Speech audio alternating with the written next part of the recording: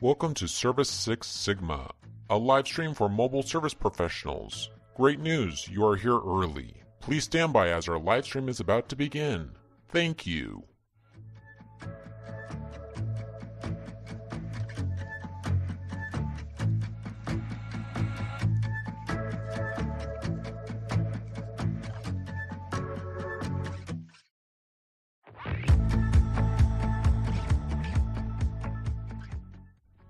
Did you know Service Six Sigma has 6 sectors?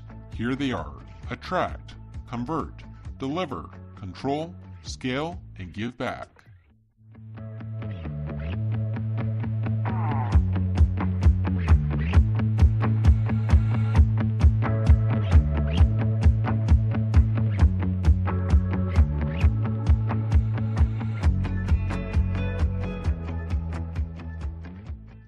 Would you like to be an influencer for our sponsors? Please reach out to Ben Bergloff, President and Co-founder of Service Six Sigma. We would love to get you signed up.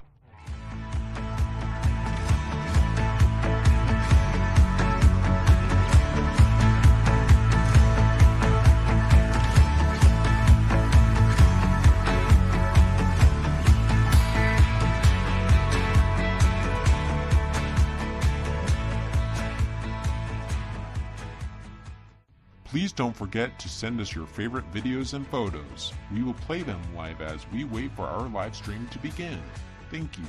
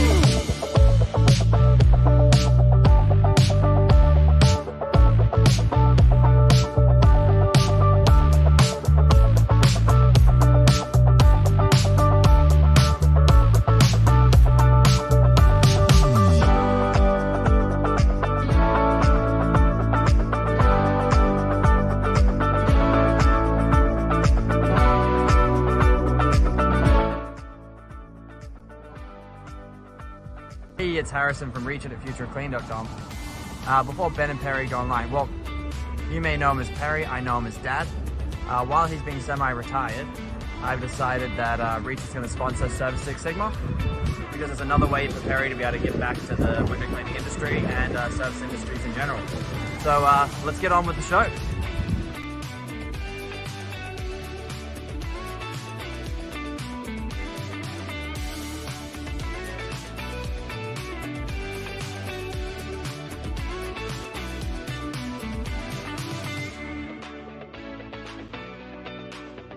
Catch you before you leave our live stream today.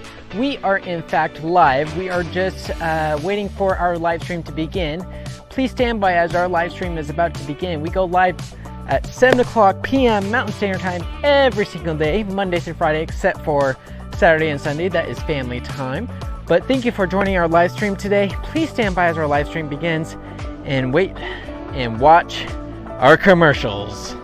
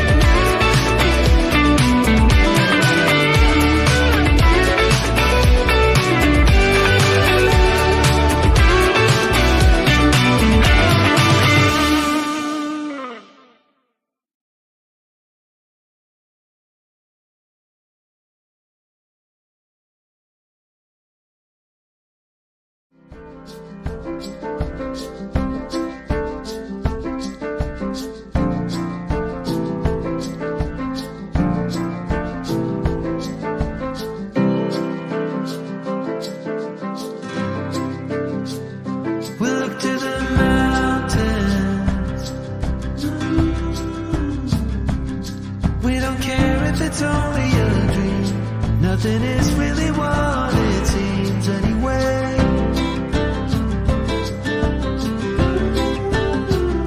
Now little by little, in the twilight's gentle flow, in the dance of fading light we grow.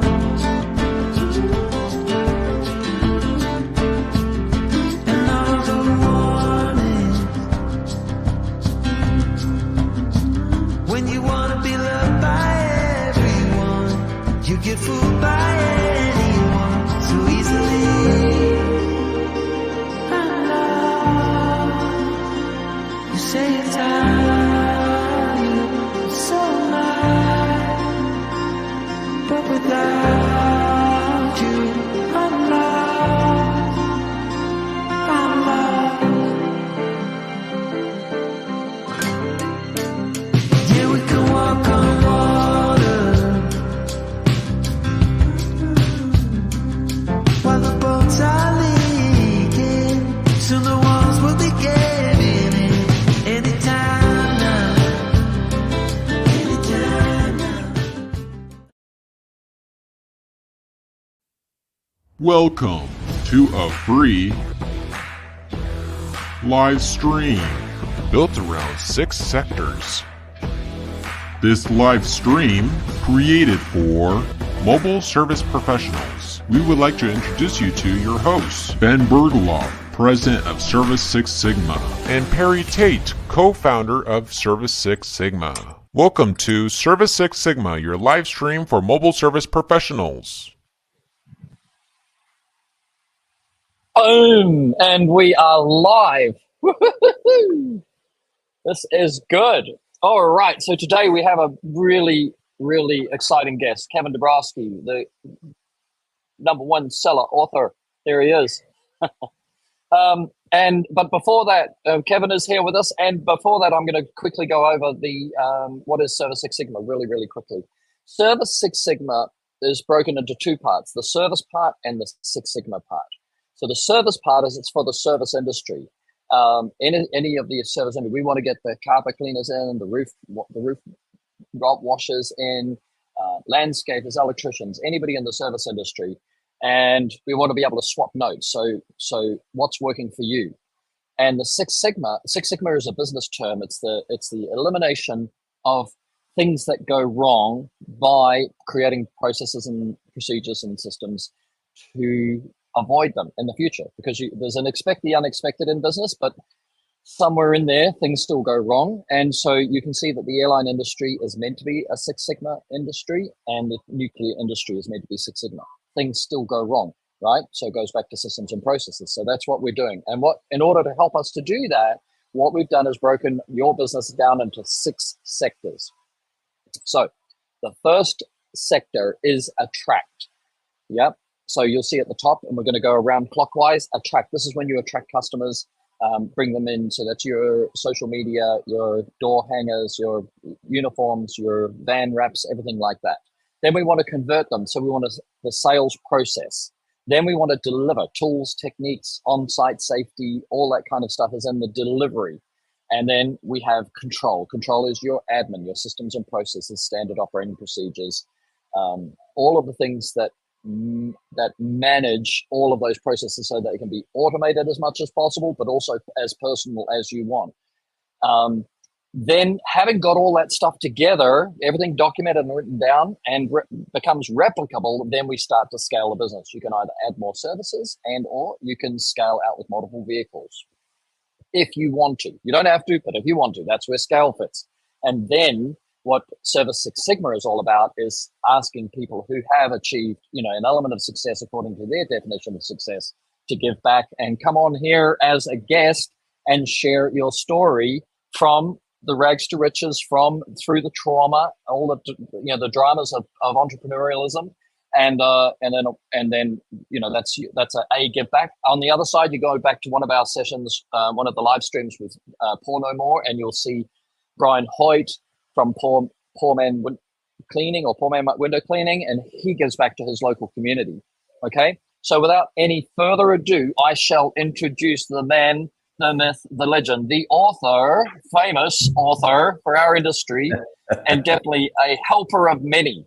Yeah, Mr. Kevin Dubrosky, coming to us live from Portugal in Europe at 1 a.m. in the morning. Welcome, Kevin. It's great to be here. Great to be here. It's going to be amazing. I am so excited about, I said to Ben, anyway, I've followed you a lot, and I think that you've done a crazy amount for our industry, and you've just got a new book out, which we're definitely going to feature, because this is at W Profits by Friday, and there's so many elements. I'm definitely going to buy it, by the way, not because I'm in the service industry at the moment, but I'm thinking, because you're a world traveler and I'm a world traveler, but I'm settled now in Phuket, Thailand, and I'm thinking of starting a little window cleaning business, because there are no window cleaners here, so I can start a window cleaning business and not compete with anybody who's our customer, and enjoy it. So I'm also kind of curious. Some of the questions might secretly come from inside me, Cool. How to do this. And then you've got Ben on the other side here. Ben has started his business at 16 years old, and he's now turning 24. He's got, fantastic marketing, imagery anyway, so you're going to probably comment on the marketing, but he's definitely built a successful business, and he also does snow removal, and he's got a little Epic, and he's coined Epic as his thing. But we call him Epic Ben, if you want to call him by that. There you go. There he is. He's looking me up. So he's looking you up. Yes, sir. I'm ready. So, Kevin, Cool. in your in the bio about your new book, you focus very much on people, the entrepreneurs that have a heartfelt business, like they actually are a service provider from inside themselves. That they feel that they're working from their heart as they provide a service. Let's dig into that, because I think that's a great distinction where people can self-qualify, whether they're there, Yeah, I think you said it beautifully, Perry. So many people in this business truly love the people that they serve, and they have this soulful connection to the way that they're improving and enhancing the life of their customers. So it's really cool to be able to start a conversation about pricing within that context, because so often we have all these weird stories in our head about greed and unfairness and exploitation, when really the secret to be able to extract the maximum profit via pricing comes down to loving your customer. So it's really important, that detail about this only works if you truly do love the people that you serve. Isn't that an interesting distinction? So how would you define, how would somebody self-identify that they are there, and then this felt that they kind of got into the business for the money, or they've been caught in a trap of chasing the money? Maybe they've been distorted, because you also talk about the misleading strategies that lead people away from being a heartfelt business. So how do they find that if they've aberrated, let's call it an aberration for the sake of the conversation, if they've aberrated away from being a heartfelt business, how do they find that love, that passion, that heart again? I actually don't have any advice for a person like that.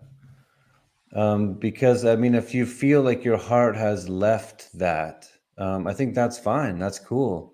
Like, I don't think we need to feel any pressure to be any sort of way. So if we've lost the love of what we do, that's cool. We can move on. We can pivot. We can shift. We can morph. We can grow. But if we do feel that genuine soulful connection, then that's where this stuff can actually help. That's when this can be of value to you.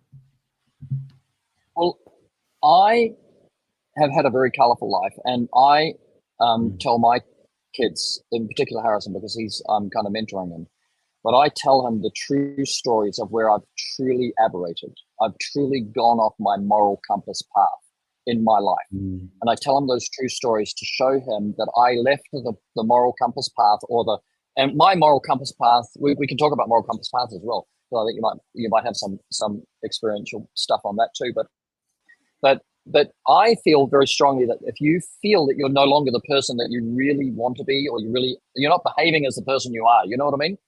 What your actions expose your priorities, and your actions are not who you really think you are, then I think there's a way back. You just start doing and being who you really are. So if somebody lost their passion, then they can find their passion again by being passionate. Let me just think about that for a second. That's deep, isn't it? Straight into it, bro. 1 a.m. Good. I fucking love it. Fucking love it. Yeah, it's an interesting conversation, this philosophical approach to passion. I mean, like you said, I think I used to use that word aberration or aberrated more often in days gone by. Whereas now I think of it more as maybe a reacquainting with our true nature. So yeah, instead of judging, who we or how we have been, I think there's a lot of freedom and self-acceptance and love in embracing who we truly are. And I think, like you said, behaviorally, our own actions reveal our nature. So the more we can live in a way that we don't care who's watching or not watching, I think that's where the real freedom is. Yes. I think should is a terrible word, and I lived a lot of my life shoulding myself to death. Wow. Yes, I agree. Yeah, but Shoulda. no more. And then woulda, coulda. Did you ever get that one? This was a Tom Hopkins one, right? Shoulda, Shoulda, woulda, woulda, coulda. Yeah, it's funny, isn't it? We create so much pain for ourselves. We have all these images and I think even like these opportunities where me and you and Ben sit down and talk for a few minutes on Zoom, I think there's even a danger that we can make other people think there's a should, woulda, a shoulda, woulda, coulda. Well, let's keep that in mind as we talk together, because we do. It comes up in our live streams, right? Because we do talk very, very honestly with people, and people share very honestly from their life stories, and quite often it comes up. The comparison factor. I'm comparing myself. Like we had Justin on the other day, and he's got a little family, and his priorities are family, health, and financial freedom. And he said he looks at some of his the people that got into the industry at the same time as him. Maybe they were firemen or policemen or army, or I don't know, but they got in at the same sort of time. And then he said some of them have got much bigger businesses than him, and he's not as big as them. But he said, but I've got to let go of this comparison thing, because who you are is not them, and you don't know who they are. Actually, you only know their dollar value, let's say, or the perception of dollar value. Yeah, and I mean, would you even want to be them? I was talking to the host of this home. We're staying with a couple. My lover and I are staying with a gracious couple in their place here in Porto, in Portugal. And we were just 2 hours ago talking about how there's an older gentleman who goes down to the beach and looks at the ocean every night and makes a smoothie as the sun goes down and drinks it. And they think, looking at that guy, it's like, does it get better than that? Like, what does he think when he's making his smoothie, do you think? I don't know. I haven't met that dude. If I do, though, I'll ask him. That dude. You do. Because you remind me of a story. When I was 34, I had a very dear friend, Rachel Finnis, and she said to me that before the end of every day, she seeks the wizard within and asks and talks to her wizard, which is interesting. Back in those days, the gender wasn't so important, right? but she asked the wizard within, what did I exchange my day for? So she actually goes and looks, reviews every day and says, what did I exchange my day for? And did I exchange it well? Isn't it? Maybe that guy looks at the sunset and just signs off, because sufficient to the day is the evil thereof. I'm sure you've heard that saying somewhere in your life, Bible, so closing off the day, and just going, hey, let today be today. It's gone now. Tomorrow's another day. Everything starts again. New imaginations, new hopes, new dreams, new loves, Yeah, it's so interesting. Philosophical approach to time and life. Yeah. Interestingly, I think that's why also this pricing, I know that's why this pricing stuff is so important to me, because the more profit we can extract from our business, we create the option to work less. And I find so many entrepreneurs in the service business, no matter what the service is, no matter what the vertical is, they work their fucking fingers to the bone for decades with the hope that, they're going to retire later. They're going to enjoy life later. They're going to live later. And we discount the value of our younger lives. I don't know why we do that. No, well, I talk about this too, because I go, I spent 20 years working for the future. I lost a marriage, then I lost another relationship, probably because of that, and people I love dearly, and but I was just in the future thinking, I need $10 million, I need $10 million, or whatever it was, and I gave up the present for the future. But that's part of being young and entrepreneurial, I think. But if we can, as elders, if we can pretend for a second that we're wise men, just for a second, we can pass on some of this, like we've been you and you haven't been us, and we can go into the future and we can, like Back to the Future, we go into the future and we can, put something into your present when you're young that you can take forward and end up at our age better than we are. This is parenting as well. Parenting is trying to do that, Yeah. It's an honor. It's true. If there is any wisdom, if there is any semblance of wisdom. And I just want to speak to James. James, appreciate your message that popped up a moment ago. Yeah. Thank you for that. Yes, I agree. Yes, he's. It's funny when you go back, because we go back to 10 Oh, hey, plus man, years. just missed you. Yeah, it is funny. Yeah. All right, let's crack into this the principle of what do you want to talk about, Kevin? Do you want to talk about this? I mean, the pricing is important to you, right? That's your harmonic right now, I think. Yeah, I mean, it feels like it's the part of our business that we're not really taught how to do it properly, and then when we are taught anything around it, we're given really bad advice, and it ends up having long-term repercussions in our business. So it's a hugely important and amazing opportunity for all of us who are in the service industry. So I would love to talk about pricing, but we can talk about anything else too. I'm down. I'm cool. Yeah, we'll roll in and out, but let's go. So let's go with some of the myths. Like, what are because if I'm not in the service industry, as you know, I was for a brief amount of time, 2006, 2009. I was a window cleaner, but that was before, online quoting, triplicate of choice, platinum packages, all of the stuff, responsive, like it was before all of that sort of thing. I was kind of like, count the number of panes and multiply by 3 for outside only, and multiply by 5 for inside only. So I've got no idea. I am not, but you probably know what all the myths are, what all the trainings are, and where they miss. But where they don't miss. People make money and everything's fine. But where they miss the chance, what I should say is where they miss the chance for net profit. This is what you're talking about, isn't it? Net profit, money that is yours at the end of the day. Yeah, actually, I would love to. Do you mind if I push back and challenge you a little bit? Are you down for that? Sure. Yeah, go. Yeah, like you just said a few moments ago, you know, people make money and everything's fine.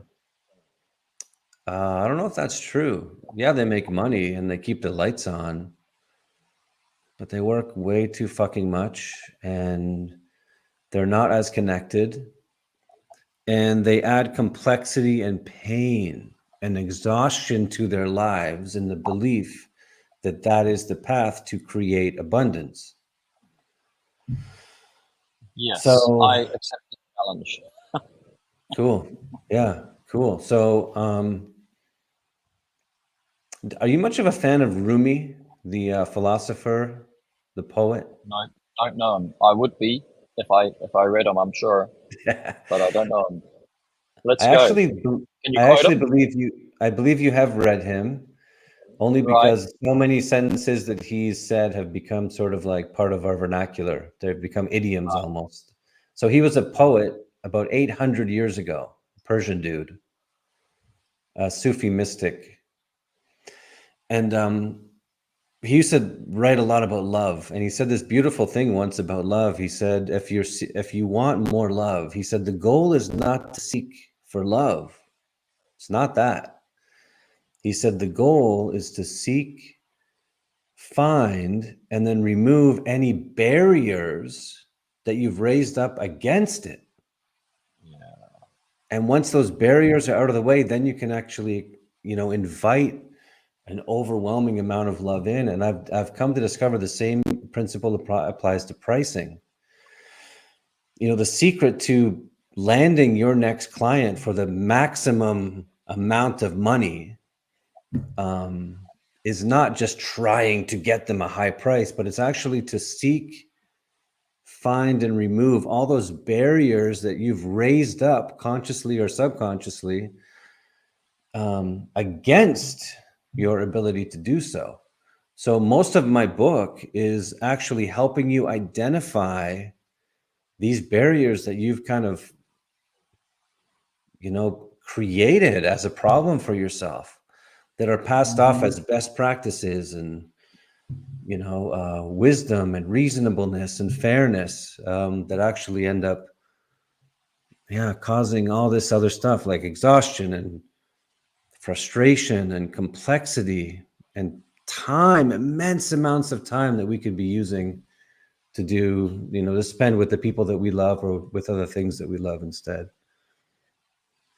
And which is actually life, right? It is Which is actually life. Yes, Fucking actually life. getting a chance to live life. So I yes, I can relate to both sides of that because I've worked, as you probably know, I've worked like incredibly hard to build even from a reach point of view, which is also, I think, a service industry. You know, if we serve you well, you buy our tools, you know, but we have to serve you, you know, in some way.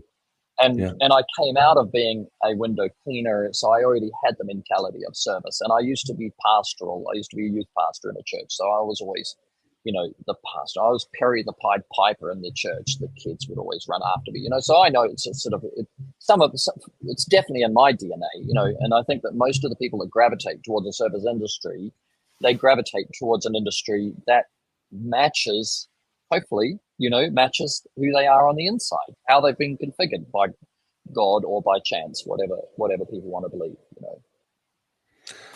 Yeah, I agree with you. I think, you know, going to industry events, most of the guys that we meet are, and women that are running successful service businesses, they like helping people, and service businesses are just a way to help people and make money at the same time. So it's cool when you actually get to a place where you can help people and make a mountain of money and feel amazing and still feel connected to that deep, soulful, even love for the people that you serve. Actually, side note, related to all that, my best friend in the world, I charge full price when I do consulting for him, even to this day. I currently do. And I share some of his stories in my book. and he wants me to charge full price, and I feel amazing charging him full price. Yeah. So it's cool. Like you can get to that place where there's no weirdness, no ickiness, no exploitation involved. It's just love, pure love and service and profit all kind of mashed up. Have you, did you ever do Landmark Forum? It was a 3-day program. I never did Landmark. No, I went to the Tuesday like sales event. Yeah. With some I went to that well-meaning- about 4 times over 10 years. And then I ultimately I did it. yeah, I wasn't impressed with what I saw on the Tuesday night, No, and me neither. everybody tells me Landmark's amazing and Tuesdays are terrible. Do it Yes. anyway, but Yes, I would always that's say kind of that like too. that's kind of like telling me that the fried chicken is going to be disgusting. You're going to throw up the first time you eat it, but you should order 6 more because it gets better. No. It's an incredible. It is an incredible program, but I'll give you a little snippet from it, which I think it can be a seed for this part of this conversation. Right. What they say in Landmark Forum is that in the process of becoming a child to becoming an adult, right? There's an evolution, there's steps that are click word, right? So they naturally happen at certain age brackets, and this is child psychology as well, but in their thinking, there are 3 events that happen somewhere as a young toddler, somewhere as an older child, and then somewhere in adolescence, and you're going from being a completely dependent human being on your parents, where they are actually a god to you, and then there's kind of like a codependence as you're growing up and you start to find your independence. I've got a 12-year-old here that I'm looking after, and he's in that stage, right? He loves me. This morning, you want to get up? No, I want a hug, and I go, okay, you want a hug. That's great, So then, but he's realizing that I'm making mistakes, so I'm no longer, I've dropped out of God status. I've dropped out of demigod status. I'm now, significant human to him, but error prone in his mind. I'm better. Tall guy that plays with him. Yeah. Hey, say it again. Tall guy that plays with him. Yes, that's right. We play a lot, and but the third one is the one where you go, I'm on my own in the world. That's actually your severing of the invisible strings. Of course, the intention is to keep loads of invisible strings so the family stays a close-knit family. But there is a severing where you go, I'm on my own. And in that I'm on my own, there is a declaration that comes up, which is, I'm not lovable, I'm not worthy, I'm not whatever, and that's where I want to leave that as the seed for this, because, maybe in this moment, whatever we decide, like, for example, I'm not worthy, then if that was somebody's one where they were evolving, then when they go to be a service provider and then they go to charge money, and they kind of stop at $100 an hour because, 150, maybe that's what I'm going to ask you. Is part of it that some of the people that get caught in this trap of not being super profitable or as profitable as they could be, is it because they actually have some block inside themselves where they're not worthy of that extra money that they could have? Interesting. You're asking the question? Is that a thing that happens? Yeah, that's what I'll do. I'll talk and then ask a question. It's interesting, Perry, because in my book, I talk about the 11 most common toxic patterns that tend to fuck with us, and in all the ways that we've discussed. And I believe that the most common one actually is the one that you just mentioned. It's this belief that if we can connect to our own personal sense of worthiness, then we can actually charge more. And I would like to gently suggest, and I make it a strong argument for this in the book, that that's actually incredibly dangerous thinking, because the value of our services has nothing to do with our own personal worthiness. Right. Nothing to do with it. And when we buy into this, like you're worth it and you deserve it and all this stuff, we conflate these two concepts. And it can be very, very troubling, very challenging. And we could actually end up hurting ourselves and messing up our ability to objectively evaluate the true extent of our interventions for our clients. And again, I dig into this on a very deep level inside the book. Yeah, especially in the last part. Let me just dig it up really quick. And actually, I'll show you here on page 358. I actually have an entire poem that speaks to this. Speaks to this Reminder trap. on worth. Speaks to the trap on worthiness, and it's a reminder about worthiness. Yeah, it's funny stuff. This whole conversation about pricing, it's fascinating. There's all this conditioning that's rammed down our throat, and we tend to believe it's legit and credible and proven and effective and smart and reasonable and all this other nonsense, and it just hurts everybody. It's crazy. And the better we are and the more soulful we are, the more love we have for the people that we serve, it tends to affect us more deeply, which is why I loved writing this book and love the work that I do.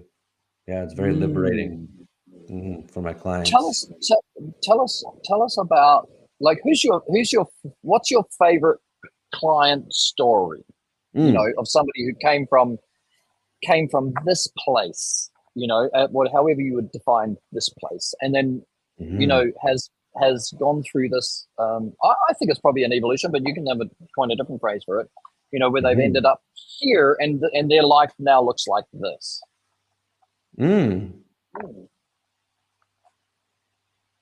Okay, let me share two quick ones. One is during COVID, it happened. I had a single mother approach me. She is a coach. She's a sex and relationship coach. And she's amazing at what she does. Like, she can help a couple to restore intimacy in their relationship incredibly quickly, which can unlock all of this beauty and connection for both of them. And when she came to me, she was charging $1,000 a month to her clients for a 1-month engagement. And it was 3 conversations. And within that space, she could, affect this transformation. And we did our work together, and I did the thing that I do about pricing and all this mindset and psychology and philosophy behind it, and helped her to implement it.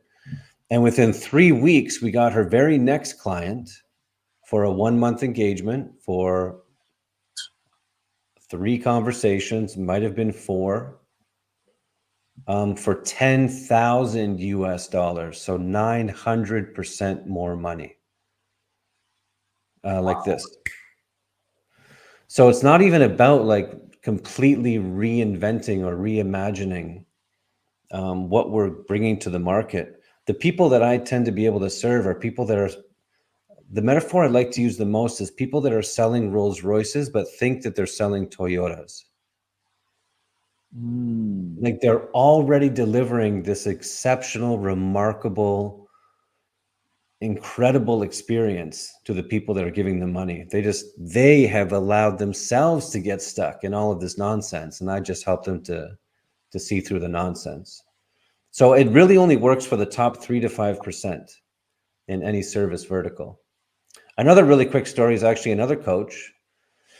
And I love this one because he had been a consultant for several years, but he had never had a coaching client. And he had one whale of a coaching client approach him. And he came to me for help. He hired me to help him.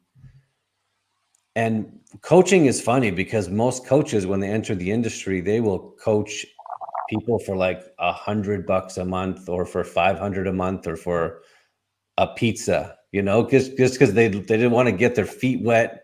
They want to get into it. And I helped that dude within a few weeks of the work that we did to land his very first coaching client for $16,000 a month with no experience ever as a coach, but I helped another mom who was a tattoo artist increase her pricing 300% like this, and get her next 3 clients to pay that fee within 7 days. And there's lots of other examples like that. So yeah, it works for any service vertical if you are actually at the top of your game. But it's really cool to be able to help people achieve those kinds of immediate, incredible results. That's why even the cover of the book, it says this. This is not about some long-term play. This is about your very next transaction. Right. You know, when you figure this out, this is about the next one. Yeah, it's pretty cool what can happen when you just start to lean into this area of our business that we tend to not to think about too often. So if we apply that back and we go, you know, my industry was window cleaning. Ben does, you know, all of the exterior services. You know what I mean? So if we and of course, you know, the intention is when you're an author is that the essence, you know, the full essence is in the book, and the laborer is worthy of his hire, the author is worthy of his reward, you know. But how does somebody know that they're in that top 3 to 5%? Yeah, great question. I use the term world class. You can see that too on the cover. You know how I'll help my world class clients. Yes. I dig into it in the first chapter, but I'll tell you right now, the answer is a Venn. So if you imagine 2 circles overlapping, in one circle, imagine it says, you do things that are incredibly hard for your competition to do. And the other circle says, you do things that are incredibly important to your ideal client. So if you can do things that are ultra valuable to the people that you serve and ultra hard for other people to replicate, that's what makes you world class. Yeah. Okay. I totally relate to that, because that was my whole goal with window cleaning. Window cleaning in Denver, no tools had ever changed, right, for 60 years, right? And I came in and said, I don't have enough money. Like, we started Reach It with $6,000 US, working from an apartment, had no money for beer, you know, like we'd be invited out and we couldn't go, you know, kind of thing. Me and Harrison in Shanghai, China, right? So we're in a country we'd never been to before. We've been there for 3 months, 6 months, 3 months, 6 months, something. And then I actually went to China to sell solar thermal systems, 5-star hotels, hospitals, all that kind of thing, right? A company called ecotherm.com, an Austrian company, and I worked for them. And then my Chinese partner wouldn't pay me my commission when we got this first sale on this hospital up in Shandong province. And so I said to Harrison, we're not going back losers, you know. And we didn't have enough money to service the homeowner industry, or part of the industry. We didn't have enough money for the janitorial. I said, what we'll do is we'll get into the top of it, the professionals, and we will work until we've mastered the perfect professional product. And then later, once that's mastered, we can filter down into the janitorial market. So because we haven't got enough money, we've got enough money to buy 10 poles, you know, kind of thing back then, you know. Mm-hmm. So, and then that's our little journey. But we definitely honed in, and we've continued on the process, which took way longer and way more hours than I planned. But it's I think that's that desire. So therefore, the selection of your customer is also incredibly important, because in this Venn diagram, that ideal customer is critical, that you can define that. Yeah, I mean, because we all like different things, don't we? Mm-hmm. You know, like who has the best coffee? You know, like, what's the best car? What's the best place to get pizza? Like, the answer to all those questions is, well, it kind of depends what you're looking for.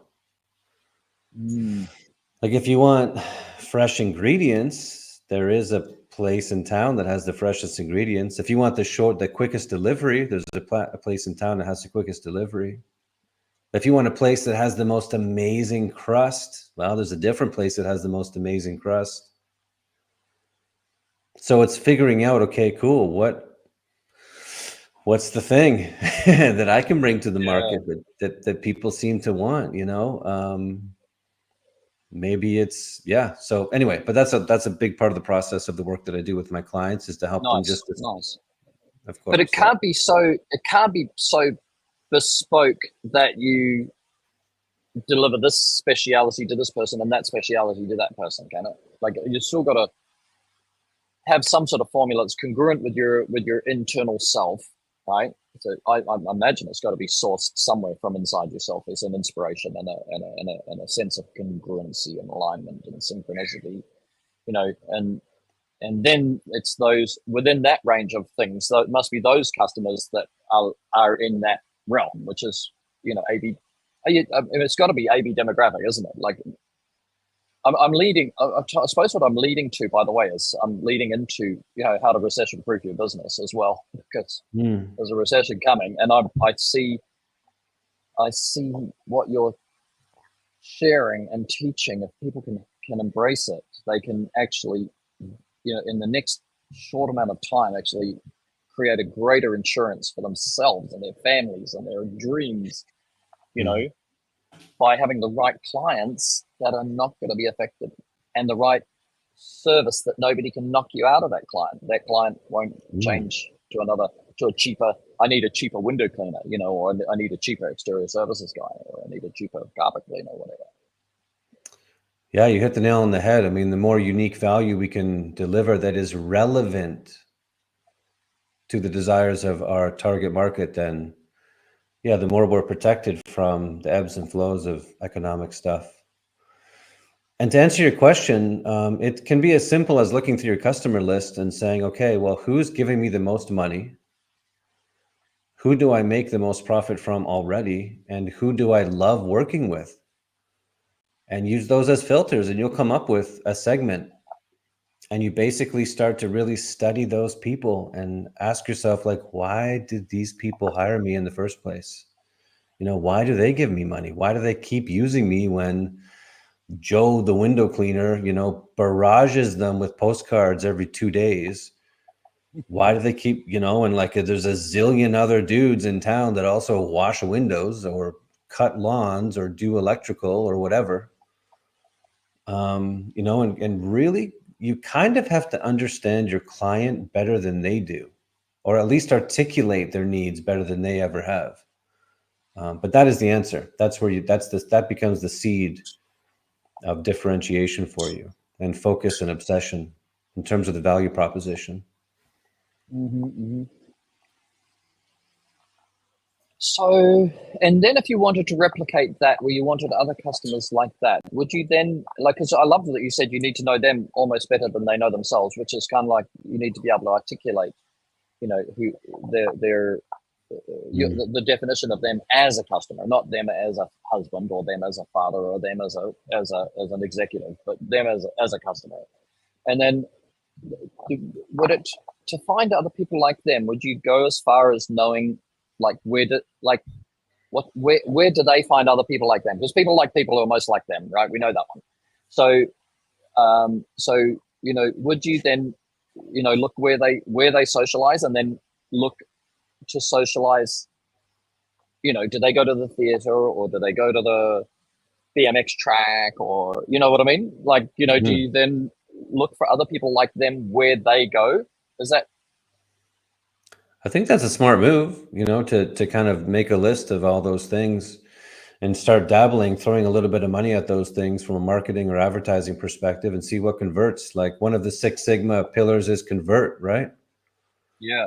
So play with it and figure out. Yeah, because you might find really weird places that all those people live. Maybe it's a country club. Maybe it's, you know, one neighborhood.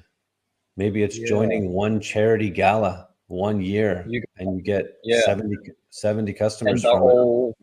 They're all like-minded people. Yeah. You know, not in fact, I'm going to use your own words. You feel good being paid by your best friend in the world full price for what you do for him. It's more blessed to give than to receive. Tie those two together and say, these people feel good giving you good money for the service you provide.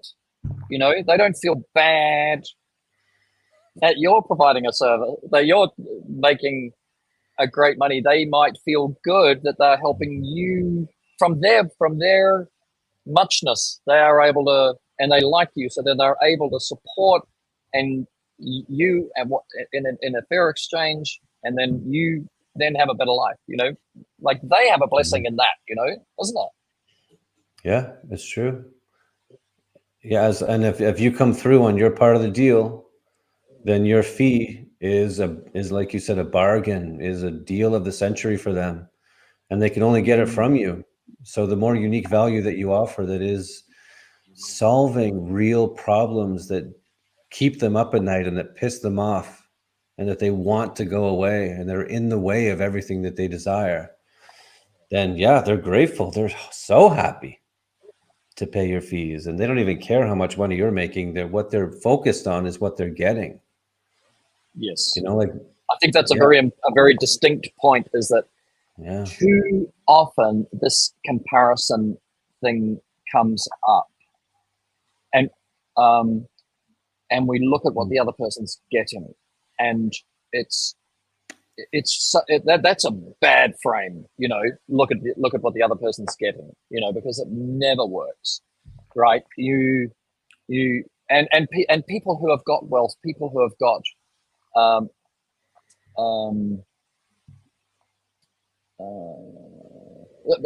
more completed evolution, right? To being comfortable in themselves. You know, they are not all. You might think they're looking at what I'm getting and going, "Oh my God, I can't have high prices for that," you know, but they're not looking at that, are they? They're looking. People are self-oriented. We're on a monorail. This is our life. There's only one person in the life. No matter how many people I build around me, lovers and children and partners and parents and everything, there's only one person in my life. Right? And so they are still looking for how is it affecting them? You know, what you're doing for me. Yeah. I saw Harrison recently say the same thing. What's in it for me? You know, you have to ask yourself, the people that you want to serve and that you love the most, and that you just, man, it's such a joy to be able to do what you do to help them. The more we can obsess over, you know, what is in it for them when they give us money, the more profits will come our way, and we get to keep doing so from a place of love and peace and authenticity. It's really beautiful. Yeah. I'm going to dig into this one. When I was in a particular church, I had a pastor, and the pastor at this moment just changed my whole life on this. The pastor was obviously a very giving guy, like a good pastor. He was a great pastor, a heart for the people, absolutely do anything for anybody, right? And this, it was his birthday. And so somebody made him a cake for his birthday. It happened to be the birthday of somebody else in the church. And he took the cake that she gave to him and gave it to the other person. And I saw his humanness, his weakness in that moment, because he was so committed to being a giver that he was unable to receive, you know, and just show this incredible appreciation that somebody had made all this effort for him. And it was almost in an instant, you know, he really was unable to appreciate that somebody had given to him. He's the giver, you know, and that's where, so you heard me say it's more blessed to give than to receive. Then sometimes, you know, if you don't let people give to you, you are removing their blessing. You know, you block blessing because if somebody wants to support you, somebody wants to, you do an amazing job for somebody, and they want to give you a great big tip, or they want to pay you a great big price, or I'm exaggerating. Great big price. That's unfair. You know, the fair price. You know, the equitable exchange. You know, which might but be for big, you, which seems, might be for very you it big. seems high. Yeah, it could be thousands or 10,000 or whatever. Yeah. But if you block that, you're actually blocking the flow, aren't you? You know, you're blocking because money should flow. That we know money should flow like water. You know, so you're blocking the flow. And I'm talking to myself at the same time while I'm saying this. We're happy to eavesdrop on you as you figure this stuff out. Yeah, it's fun. Yeah, so nature seems to work that way, doesn't it, Perry?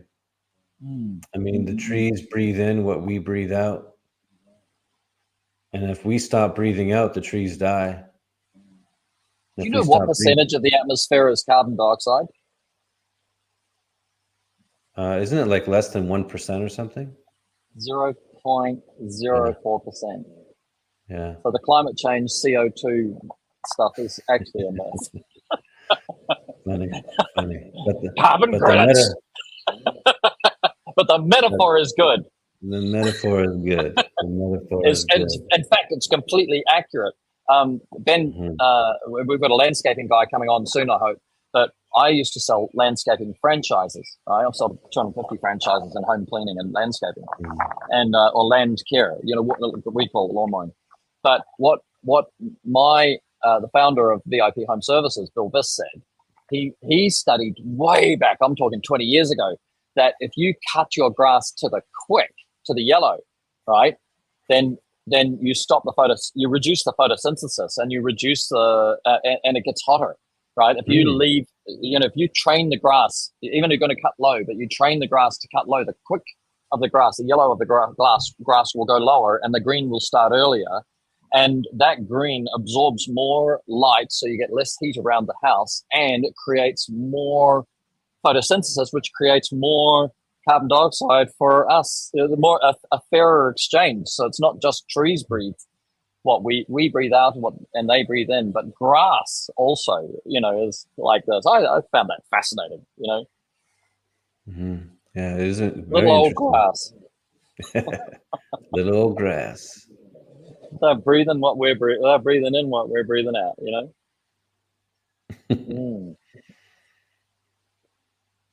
Yeah, very good. So, if I wonder, because you've talked about coaches, and I can see coaches, but from a mobile contractor, you know, Service Six Sigma perspective, what insight would you? Because I know you've worked with our industry like crazy, and what insight? Where would we start if we said, you know, this book applies to you, you know. All of your books apply to us in our industry, but where do we start to create?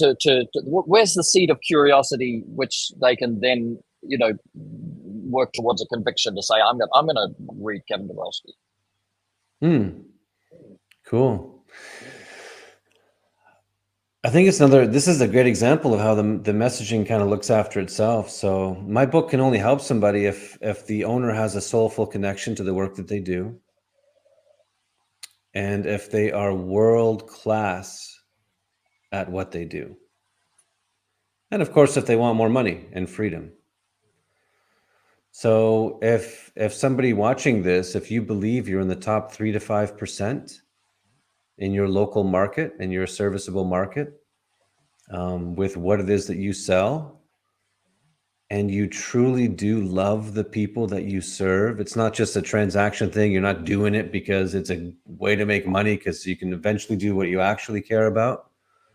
Then this book is worth a look. Definitely. At least check out the Amazon listing and read the description. That'll give you a bit more. Yeah. Yeah. And if it speaks to you, get one. If it doesn't, that's cool. Don't. Like, it's cool. Yeah. Yeah, I read that. There were just parts of it that were just really striking to me, and I thought, you know, there's a spiritual side to it. I was just having a little look at it just then. You know, there's a spiritual side to it. So let me ask you this then. If somebody has got to the point where they've scaled, right, and they've scaled to 10 trucks. They scaled to what? Sorry, 10 trucks? Let's Okay. say they've got 10 trucks, Yeah. So they're now at the point where they scale themselves out of the contact with the people they serve, out of the direct contact with the customer. Does that, for this book, I'm sure the other books might apply to their business, and they've obviously already got some things working for them, but they might still be working like crazy hard. Yeah, whale vomit method. Yeah. Yeah. Thanks, So Chris. Appreciate that, dude. they might be working crazy hard still. So does this apply to them as well? If they're no longer actually seeing so many of their customers? Oh yeah, for sure. Because although they have 10 trucks and whatever, 20 guys, 30 guys, they have reviews, and they have the ability to get inside their customers' heads and figure out, like, what is it about the people that they're serving that keeps them coming back, and that keeps them loyal despite competitive forces, assuming that they really do love their customers, even though they're not personally servicing them, of course. Mm-hmm. Yeah, no, very possible. So, Absolutely. You don't have to have face-to-face contact to personally, you don't have to personally speak to them. You can rely on your team to collect that data and use it. yeah, we interviewed JC and Angela. Angela has a business called Unique Genius, which I found a delightful two-word definition of the ultimate place to be. This unique genius. My saying is that your genius state is hidden in your eccentricity. Yeah, you be as eccentrically yourself as you possibly can, and you will find your what it is that's your genius, right? And that's where it is. Yeah, that makes sense. Sounds Yeah. good. So how?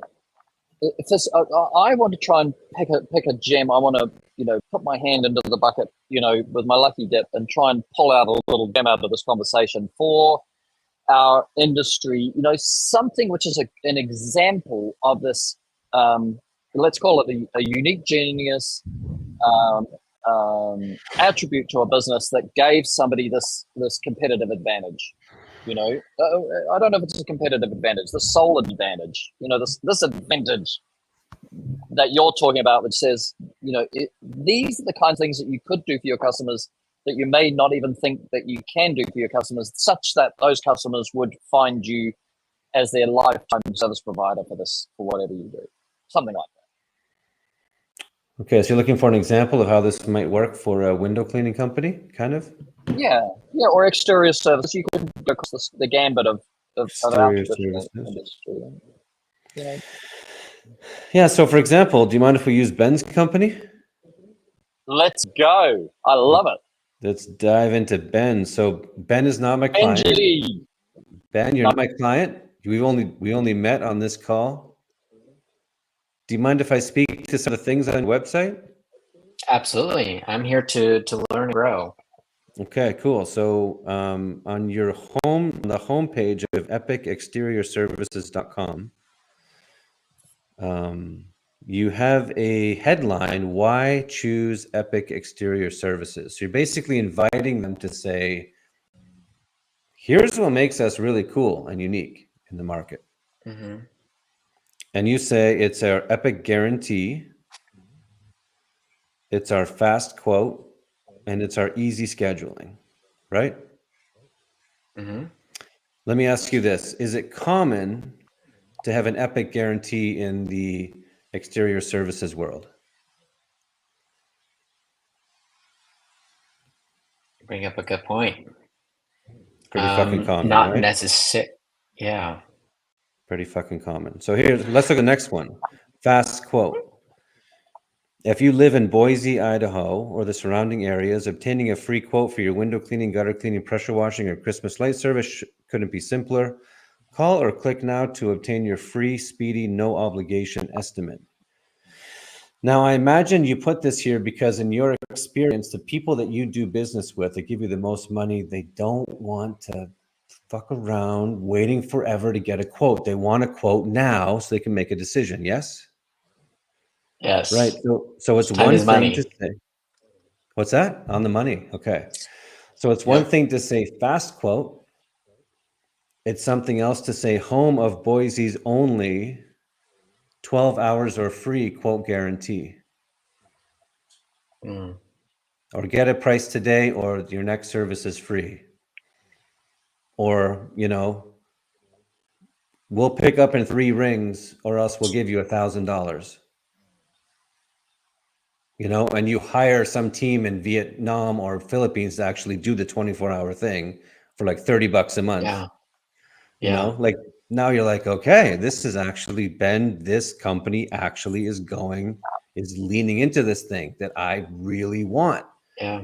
Same with easy scheduling. Like it's one thing to say quick, dependable, and courteous at a time that's convenient for you, but you have an opportunity with that one as well to kind of obsess over it and really deliver something to the market that satisfies those needs in a way that almost scares your competition. Like, how can he do this and not close up shop? Like, that's where the edges are. So Ben has done a good job of identifying these are 3 things that my market needs. And if you like double down, triple down, quadruple down on them, that's when the magic happens. Yeah. Yeah. It's like Rolls And I've Royce, also right? noticed.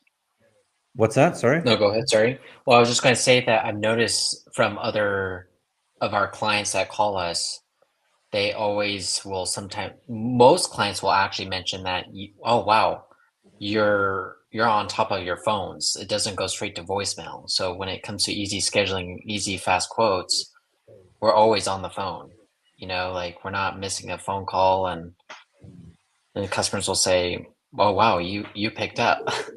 So Ben, you just actually proved to me what I do with my clients because you're already doing the fucking thing. It wouldn't be hard for you to actually just wrap some language around the thing you're already doing and just to own it, right? And be like, and this is kind of like the secret of what I do. I'm already taking people that are doing amazing things. They just don't communicate the amazing thing. And they're not doubling down in an obvious way. And I was just going to say Rolls Royce, is horribly unreliable car, terrible on gas, very fucking big. I was just driving in London, England 2 days ago. You can't drive a Rolls Royce around London. That's terrible. It's useless, that stupid car over there. But it's luxurious. It's the most luxurious car, probably most people would agree, that one can buy. And because they realize that people that are going to drop, $500,000, $700K on a car want luxury, they go bananas with it. Like they hand stitch stupid little details that you will never see that are under your seat that connect to pieces of carpet. Like they just obsess over everything that could possibly be confused with luxury. So that you and I are like, we nod when we're like, oh yeah, Rolls Royce luxury. We don't think Rolls Royce safety. We don't think reliable. We don't think, efficient. We think luxury. So same with Epic. You can make Epic a thing so that it's Epic these 3 things, and you're crazy obsessed with these 3 things, and everything else just kind of happens. It can just be falls in place. Good enough. Yeah, it can be good enough. You could even have like slightly dirty trucks, and your guys might not wear booties, and maybe you've even missed some windows. People won't care if these are the 3 things that actually matter. That's what's funny about it. Just like Rolls Royce, they don't care that they're bad at the other stuff. They're like, yeah, whatever. Like we do what we do, and you guys can do what you do. Yeah. Does that answer your question, Perry? Yes, sir. Cool.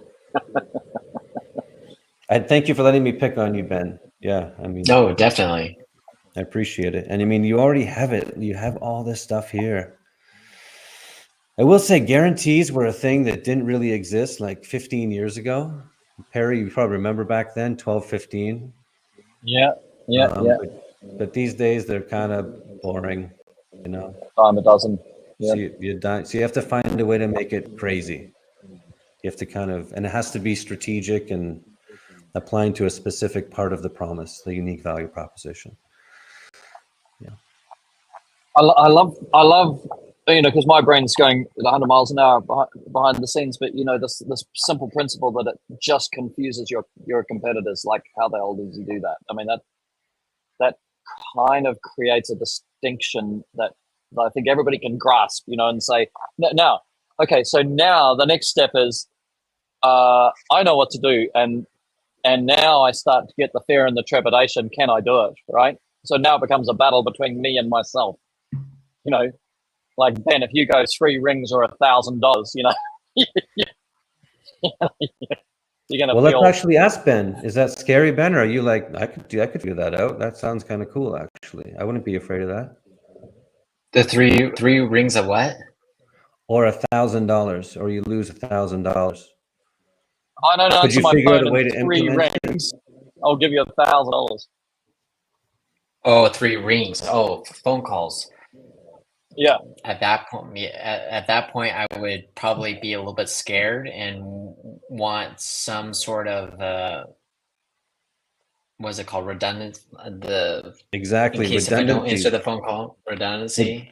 You would build it though, right? You could figure it out and you'd make it happen. Oh, I'm sure.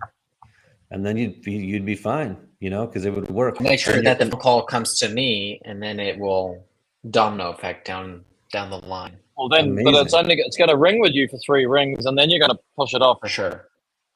You could. I mean, I don't know, Kevin. If I said 3 rings, right? Yeah. Oh yeah. There's no way I could do it. Well, you could. No, not you personally. Not you personally. I don't even know if a competitor could do it. They would have to have easy. an answering service. Exactly. 50 people ready on the phone. In the Philippines. Boom. In the Philippines. Well, okay, so I come from a little bit of IT background.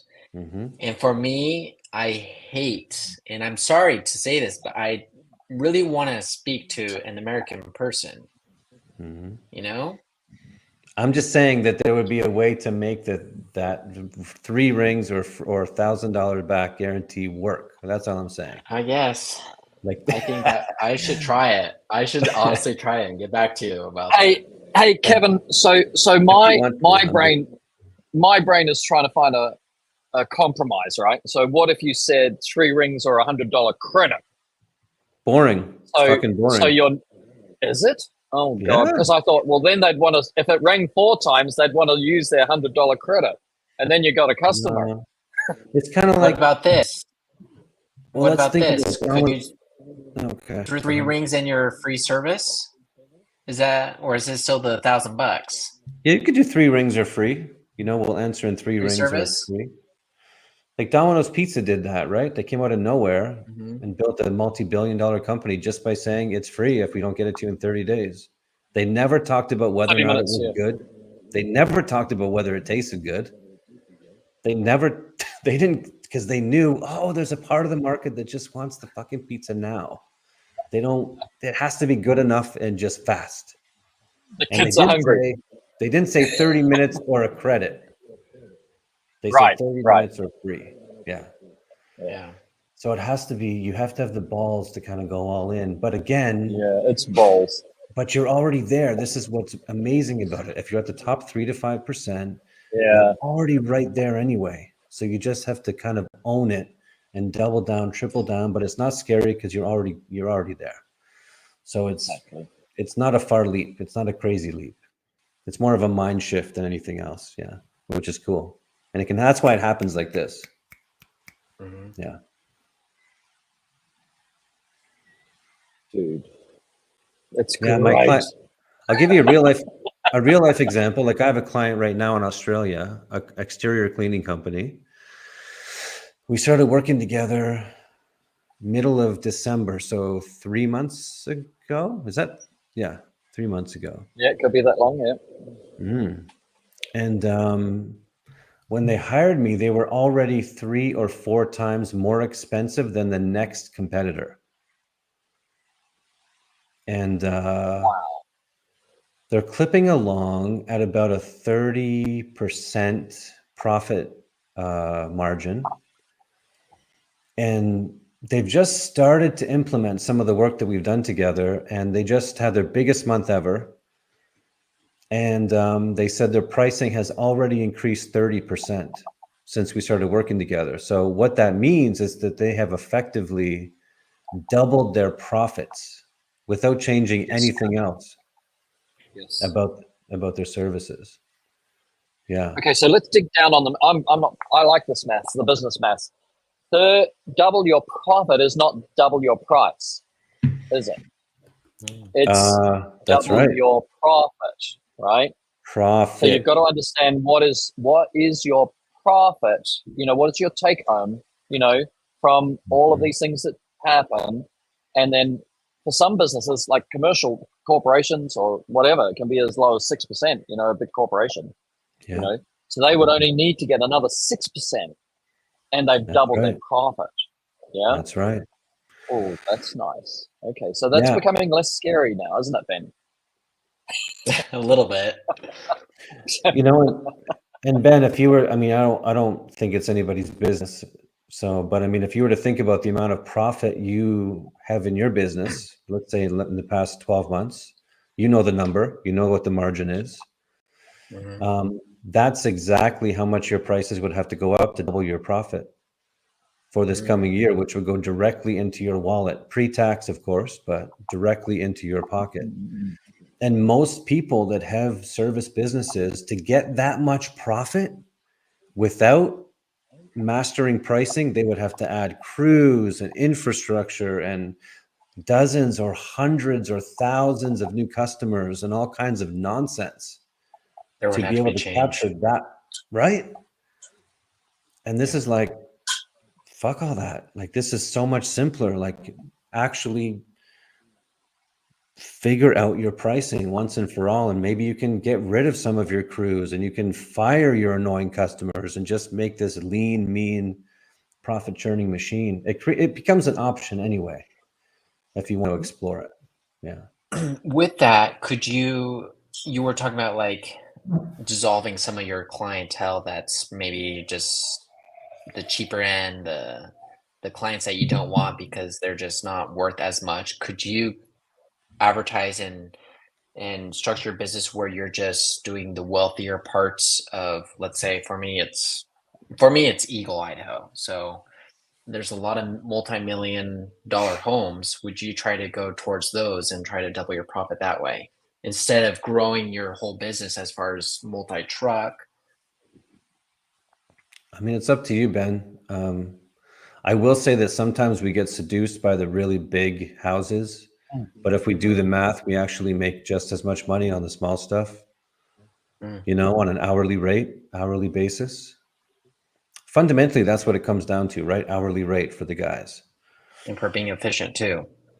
If you're being efficient, you might get some big $5,000 job, but maybe it'll take 2.5 days.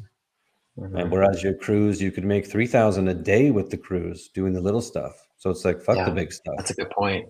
Why am I wasting time? Who cares if it's big and fancy? It looks nice on the website. What is nice about like what Perry said about knowing the numbers is that it helps us to kind of cut through the emotion and really connect with where the money is waiting for us just to capture. But it's not just about where the money is. It's also doing business with people that we love. Mm-hmm. So you also filter your client list that way. Who are the 30 people that if I lost any of them, I actually would like, oh, that sucks, because they're so great, because they're a pleasure to deal with. They pay on time. They pay a lot. They refer you to people. You wish you had 1,000 more of them. Like those are the people you really want to obsess over and figure out. And whoever comes along for the ride and pays your prices besides them, cool. But those are the people that you really want to serve. So are you going to have an audiobook for this book? Your profits?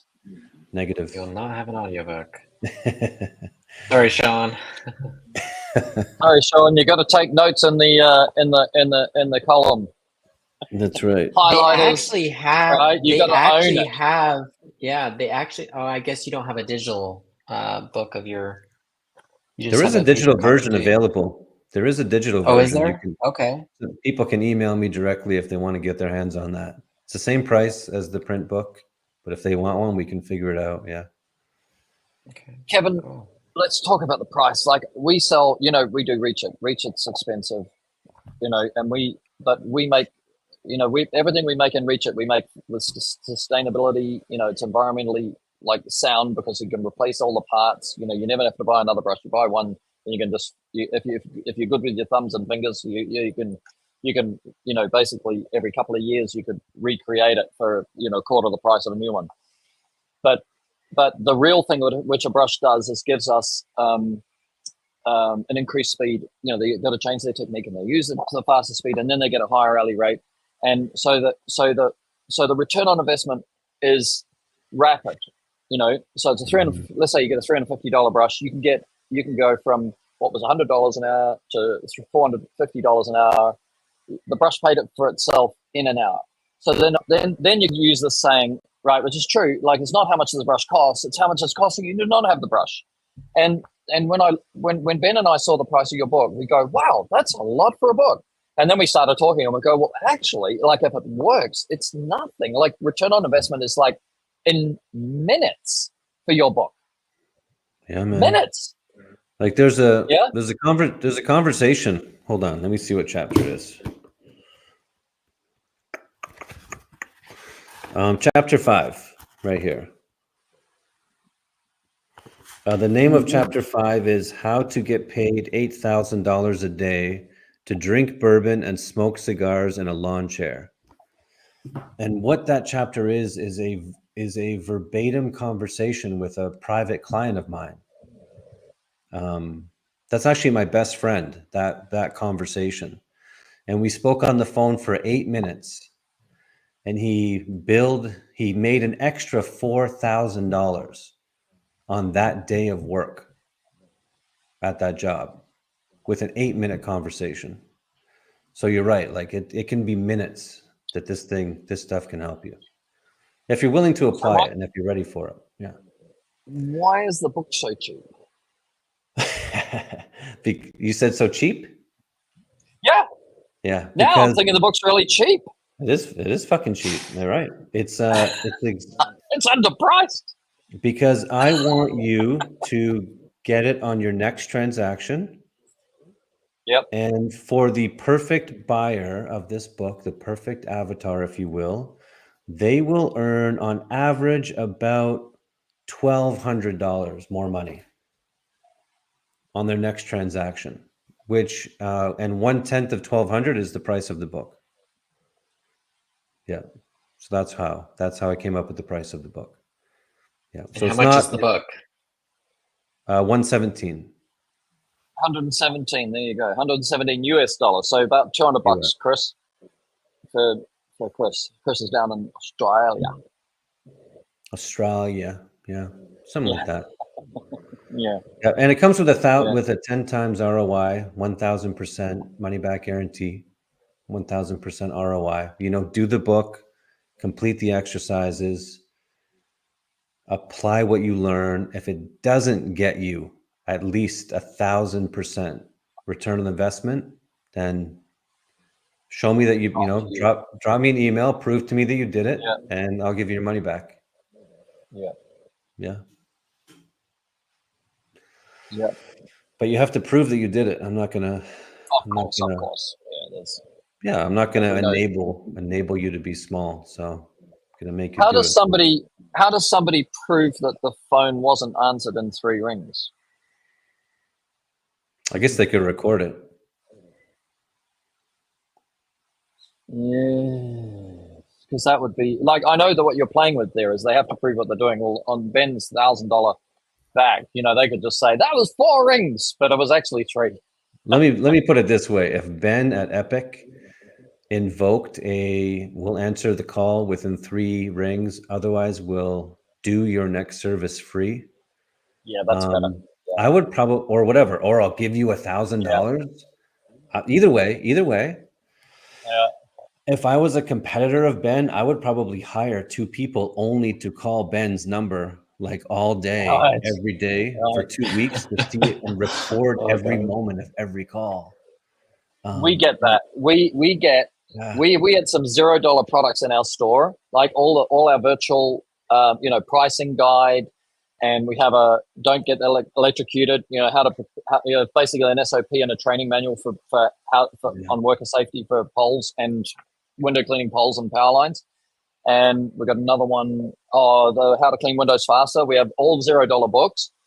And then last month we're getting like 10 orders a day in our store, for all our $0 products for all these, .ru email addresses. So somebody's paid some company in Russia to go into our store and just keep buying and filling up our store with orders that are $0. Then we change it to $1, and now we're still asking Shopify to try and work it out. But how do they block all these ones? But so now we're getting abandoned carts at $1. So they're still trying to make it difficult for us to see what's just the back end. The reports and everything is full of crap. Yeah, but that's good. That's competitors will do. Competitors will do. Yeah, mafia type things. I don't. Yeah, care. and I mean, it's funny. I think. Yeah, I read this. There's a guy named Ryan Holiday that now has reinvented himself as a philosopher and likes to think that he's a stoic and all that stuff. But he used to be a marketing guy. He wrote a book called "Trust Me, I'm Lying," and he used to do the marketing for American Apparel. And he used to, approve and design huge billboards, and then he would go out at 2 a.m. and deface them with like spray paint and stuff, to create controversy. So that might be there's fun things you can do too if you want to like really push some edges. If you want to go black, I prefer it. So you want to go dark. That's right. I'm just a dad. I don't want to get into that shit. That's funny. Well, it's if you'd be up for it, Kevin, a month away or 2 months away, I'd love to have you back. I think it's an amazing conversation, and I think that there's an amazing there's a transfer of belief. Sales is a transfer of belief. Communication is a transfer of belief, and I think that being able to talk candidly and philosophically, deep and shallow, material and immaterial, tangible and intangible. That there's a way for everybody, depending on who they are, how they're configured. There's a way for everybody to pick up from these kind of conversations something that they can, take away and start working with. And of course, we want you to be rewarded, for your work. The laborer is worthy of his hire. The author is worthy of their reward. People, the intention is not to, suck out bits of your book, kind of thing and put them on here. That's far from what, and I think we've shown that today. But oh God, look at these. These are all your books, yeah. Some of them, yeah. Some of the books. Oh, okay, some of them, yeah. Mm-hmm. So, if you're interested, if you've enjoyed it, then I would certainly invite you back, and then we can set a date that works better for your time zone, because it's now 2:30 in the morning for you. That would be nice, except I don't know where I'm going to be, so who knows? No, but we just make it a day that when it works, sometime in the future. Because I've really enjoyed it, and I think that we can really help people, gravitate towards what you're. But I think it's a process. It's not just like, the people watching this from, will say, okay, I'll go and buy that book, but sometimes, the persuasion takes time, and it takes repetition and conviction and knowing the author rather than knowing the book, I think, and realizing, how you configured and where you're writing from, I think could be really advantageous for everybody, because the people who can implement what you're saying are going to win. So there's 100% a win-win-win here, everywhere. Yeah, and it is one of those things, Perry and Ben, where it's too hard to believe. It's like, come on, as if you can charge that much money for window cleaning, for pressure washing. No. Yeah. But it will take the first client to say yes for you to go, oh my God, I'm an idiot. Like, this whole time I could have been capturing all of this value and enjoying all of the downstream effects and helping all the people that I care about and creating freedom and abundance and all of this stuff and firing the annoying ones and hiring better people. But you have to kind of do it. There's a leap, right? So it is one of those things where you have to kind of take the leap first. But yeah, if you're the top, yeah. I'm going to hone in on this just really quickly. When you say world class, one of your best stories or the two stories that you chose was somebody who's never done it before. So you can't kind of claim world class. And I've been thinking about that while you've been talking since then. And then people say, okay, if you deliver a world class, but actually I'm going to argue with that. Now I'm going to say, well, look, you get somebody who's not world class, who listens and reads and understands and gets what you're saying. Let's say they're the $60 an hour guy. The $60 an hour guy, which is pretty typical for window cleaning when I started in this industry before we introduced speed, right? That $60 an hour guy, his net profit, he might be living on 40 grand a year, $800 a week, $20 an hour might be what he's taking home, right?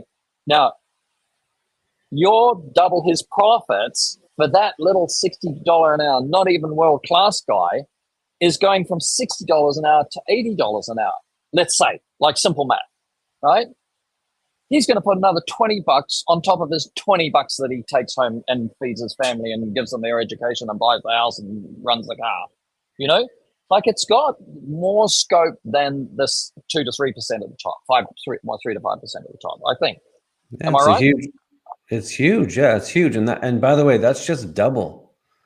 Like, that's why the bottom of the book says this is not just about doubling. This is how I help my clients to double, triple, and 10 times. And this is assuming that the guy in your scenario was a world class at what he does, by the way. So that's an important detail too, right? He's not just a guy with a squeegee and a bucket and a car. Like, he actually is delivering unique value, unique relevant value. But do you know, we had this guy on called Brian Hoyt, whose business name is Poor Man Window Cleaning, who's now an amazing giver to his community, an amazing giver. He feeds loads of people and everybody knows him, right? But he was poor. He started with squirt bottle and paper towels. He started window cleaning like that with a broken shoulder and a neck brace because he'd had an accident, right? So, but he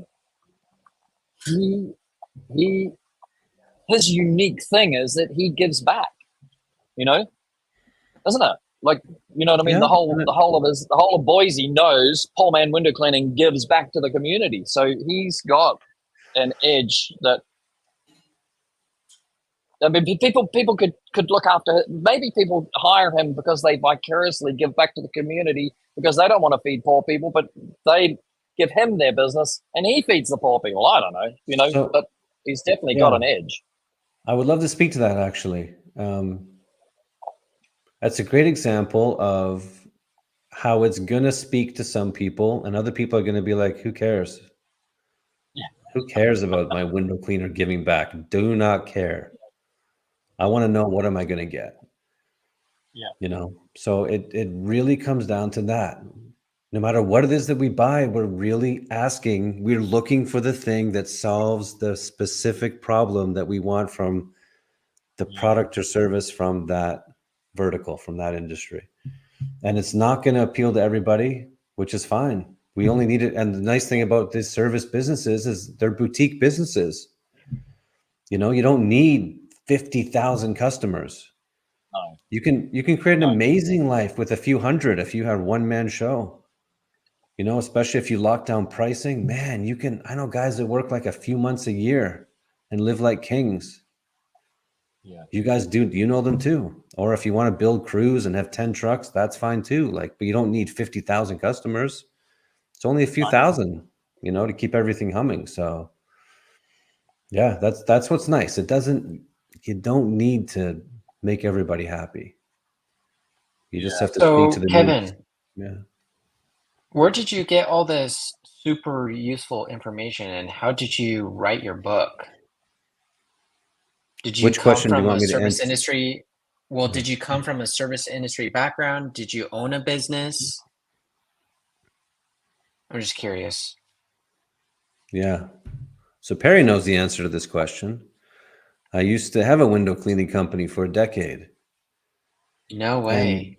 And that's when I started to learn about this pricing psychology stuff. Around 2006, 2007, I started to really get serious about it. And I tell the story in my book. I answer that question.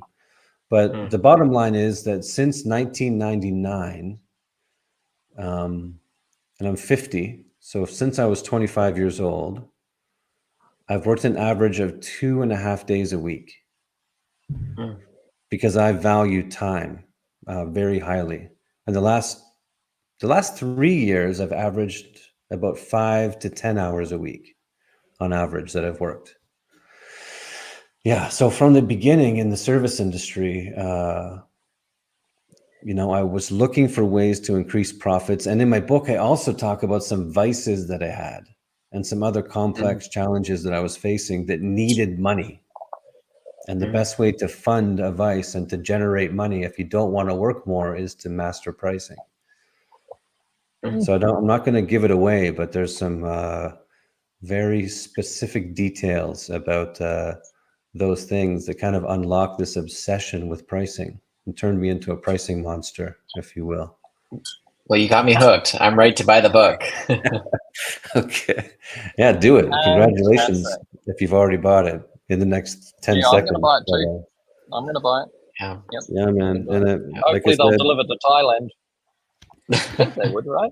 Amazon? Yeah, I mean, there's also a digital one. If you want to do it that way, you can send me an email and I'll send you a straight. I'm old school, bro. Okay, I get the book. Can I buy it directly from you, from your website or anything? And then you can post it to me. You mean oh, no, I don't have any. No, you're in Portugal. I'm an idiot. I'm an idiot. I'll shut up. Don't worry. See, that's where my son catches me and goes, see, you haven't got your shit together, right? You just, like, you have not got it together. You're an idiot. But actually, you know, this would be good. This would be good because when you buy one, and then we reconnect in a month or so, we can talk about what you read in the book. Nice. Cool. All right, let's do that. Let's do that. We will do that. It's 9:30, bro. If you want to stay on and have a short chat afterwards, but if you want to go to bed, that's also fine. I think I'm going to go. It's 2. Okay, you go. I'll talk to you. We'll talk to you in Messenger. It's 2:30, bro. You need to go to sleep, and we will talk again. And thank you very much. And peace out. Love your style, man. Pleasure, boys. Been a Thank pleasure. you, Kevin. Yeah. Take care. Yeah. Bye for now. See you later. Okay, bye-bye. Well, that was a great stream. If you guys learned something about today's stream, please let us know. We love to hear the feedback, and we will have many more special and great guests just like Kevin in the near future. So stay tuned in as we progress through these live podcasts and streams, and please don't forget to send us your Instagram reels or videos of you out in the work field. Please send them to us so we can play them during our 10 minutes warm up. So we hope everybody has an epic night, and we will catch you guys tomorrow.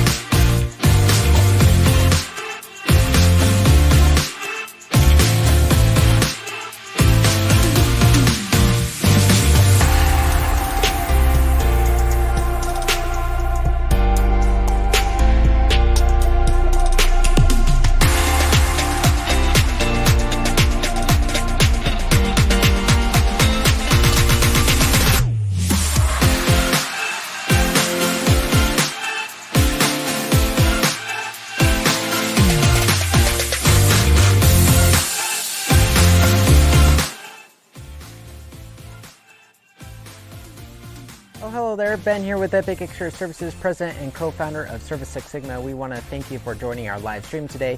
We appreciate any feedback is welcome. Please comment on our future posts and live streams. We always love to see the engagement in our live streams. Always ask questions, always post your comments, and reshare this video with your friends, family, Facebook, social media. Share it everywhere as much as possible. We would highly appreciate it. And if you know of a guest that would be great for our live stream, please pass them our way. You can visit our website, service6sigma.com, and there is a guest contact form that way, and we will interview that guest to make sure they are a good fit for our live stream. Again, thanks again for joining our live stream at 7 o'clock p.m. Mountain Standard Time, and we will see you next time.